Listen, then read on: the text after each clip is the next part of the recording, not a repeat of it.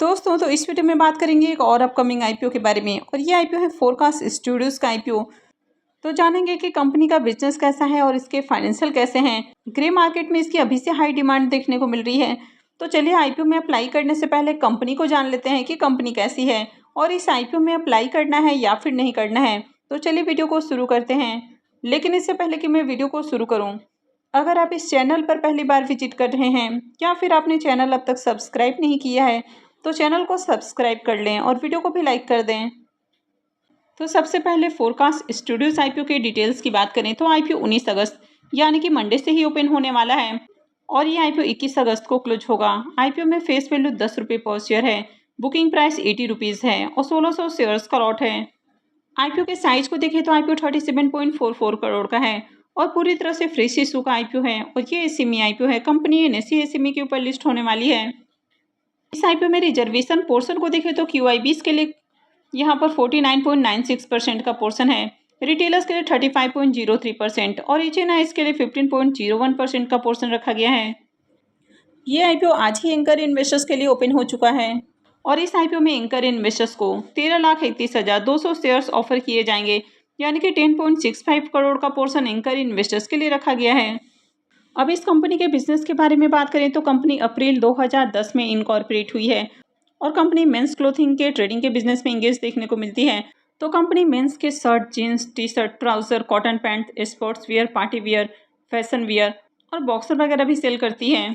तो कंपनी अपने product online sale करती है। इसके अलावा उनके जो कस्टमर है जो कि बल्क में डील करते हैं तो उनको भी बल्क में ही ऑनलाइन सर्विसेज ऑफर करती है।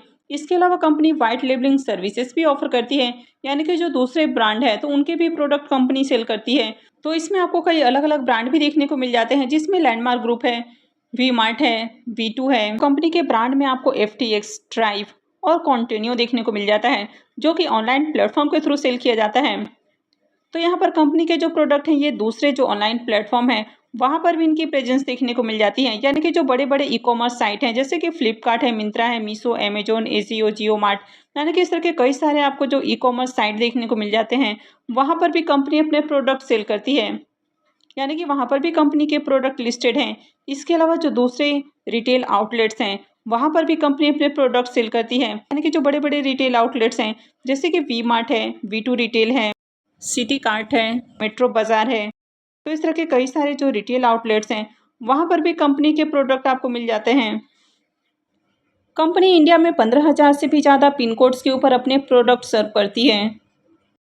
तो कंपनी के ऑनलाइन प्रेजेंस की बात करें तो जितने भी आपको ई कॉमर्स साइट देखने को मिल जाते हैं तो वहाँ पर कंपनी की प्रेजेंस है। इसके अलावा 500 से ज़्यादा जो लार्ज फॉर्मेट स्टोर हैं वहाँ पर भी कंपनी की प्रेजेंस आपको देखने को मिल जाती है।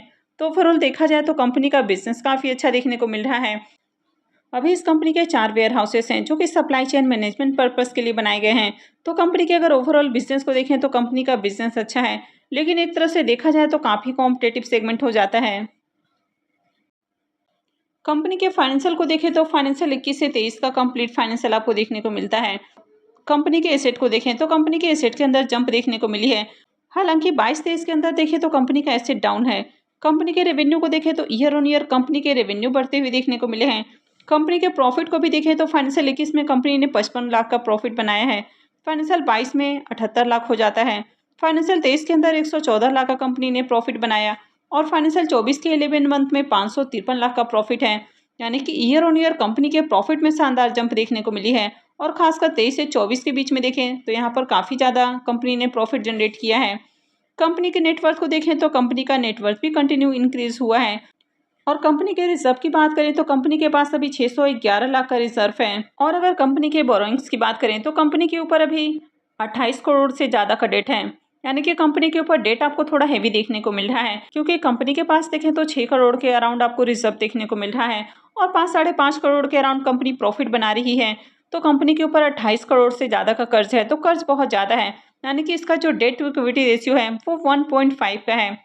लेकिन यहाँ पर कंपनी आईपीओ से जो फंड रेज करने वाली है तो उसमें से 13 करोड़ रुपए कर्ज के भुगतान के ऊपर खर्च करने वाली है, तो आगे कंपनी का कर्ज भी आपको कम होते हुए देखने को मिलेगा। तो कंपनी के अगर ओवरऑल फाइनेंशियल को देखें तो कंपनी का फाइनेंशियल भी ठीक ठाक है। अब अगर इसके मार्केट कैप को देखें तो कंपनी के मार्केट कैप यहाँ पर शो नहीं किए गए हैं। इसके आरओई को देखें तो 27.06 का है, तो आरओई अच्छा है। ROC भी 18.54 का है, तो ये भी अट्रैक्टिव है। डेट टू इक्विटी रेशियो 1.5 का है, तो कंपनी के ऊपर कर्ज थोड़ा ज़्यादा है, हालांकि आगे ये कम होने वाला है। रिटर्न ऑन नेटवर्थ को भी देखें तो ये भी 27 का है, तो ये भी अच्छा है। और पैट मार्जिन 5.36 का है, तो पैट मार्जिन ज़्यादा अट्रैक्टिव नहीं है। इस कंपनी के पी मल्टीपल को देखें तो इसका जो पी मल्टीपल है वो 58.82 का देखने को मिल रहा है। तो कंपनी यहाँ पर काफ़ी ज़्यादा ओवर वैल्यूड प्राइस के ऊपर आपको आती हुई देखने को मिल रही है, तो ये इसमें आपको एक नेगेटिव चीज़ देखने को मिल रही है। अब आईपीओ के ऑब्जेक्टिव की बात करें कि कंपनी आईपीओ के जरिए जो फंड रेज करने वाली है तो उसका यूज कहाँ करेगी। तो सबसे पहला यूज हो जाता है कि कंपनी अपने वेयर हाउस को अपग्रेड करने वाली है, तो इसके ऊपर कंपनी 1.66 करोड़ रुपए खर्च करने वाली है। उसके बाद हो जाता है सेकंड में रीपेमेंट और प्रीपेमेंट, तो इसके ऊपर कंपनी 13 करोड़ रुपए खर्च करने वाली है। थर्ड हो जाता है वर्किंग कैपिटल रिक्वायरमेंट, तो इसके ऊपर कंपनी 12 करोड़ रुपए खर्च करने वाली है। और जो रेस्ट पोर्शन है वो जनरल कॉर्पोरेट पर्पस के ऊपर खर्च किया जाएगा। इस आईपीओ के लॉट साइज को देखें तो आईपीओ में 1600 शेयर्स का एक लॉट है, और एक लॉट के ऊपर इन्वेस्टमेंट अमाउंट 1,28,000 रुपये रहने वाला है। इस कंपनी में प्रमोटर्स की होल्डिंग को देखें तो प्रमोटर्स की होल्डिंग अभी 82.17% है, और आईपीओ मार्केट में लिस्ट होने के बाद प्रमोटर्स की होल्डिंग 60.30% रहेगी। इस आईपीओ के लीड मैनेजर को देखें तो हॉरिजॉन मैनेजमेंट प्राइवेट लिमिटेड ये इसका लीड मैनेजर है। मास सर्विसेज लिमिटेड इसका रजिस्ट्रार है, और गिरिराज स्टॉक ब्रोकिंग इसका मार्केट मेकर है। अब इसके प्रीमियम को भी देखें तो प्रीमियम में भी जंप देखने को मिल रही है। तो कल तक प्रीमियम जहां 70 रुपीज़ के ऊपर ट्रेड कर रहा था वो अभी 75 रुपीज़ के ऊपर देखने को मिल रहा है, और आईपीओ में 1600 शेयर्स का लॉट है। तो इस आईपीओ से 1,20,000 रुपये का करीब प्रॉफिट हो सकता है। अगर इसके प्रीमियम को भी देखें तो इसका प्रीमियम 94% के राउंड ट्रेड कर रहा है। तो प्रीमियम को देखें तो प्रीमियम काफ़ी हाई प्राइस के ऊपर देखने को मिल रहा है, यानी कि ग्रे मार्केट में आईपीओ की काफ़ी अच्छी डिमांड है। कंपनी के बिजनेस को देखें तो बिजनेस अच्छा है, तो कंपनी ऑनलाइन और ऑफलाइन दोनों सेगमेंट में काम करती है। कंपनी के फाइनेंशियल को भी देखें तो कंपनी का फाइनेंशियल भी ओके ओके है, हालांकि कंपनी के ऊपर कर्ज थोड़ा सा ज़्यादा है, लेकिन कंपनी आईपीओ से जो फंड रेज करने वाली है तो आगे कर्ज का भी भुगतान करेगी, तो कंपनी का कर्ज भी थोड़ा कम हो जाएगा।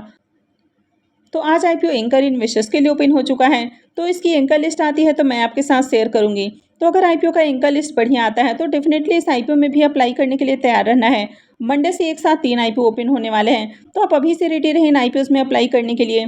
मैं आगे भी इनसे रिलेटेड अपडेट आपको देती रहूंगी कि आगे आपको अप्लाई करना है या फिर नहीं करना है। तो आगे भी इसी तरह की और भी अपडेट से जुड़े रहने के लिए चैनल से जुड़े रहें, चैनल को सब्सक्राइब करके रखें। और अगर आपने इस वीडियो को अब तक लाइक नहीं किया है तो वीडियो को भी लाइक कर दें, और वीडियो को अंत तक देखने के लिए आप सबको बहुत बहुत धन्यवाद।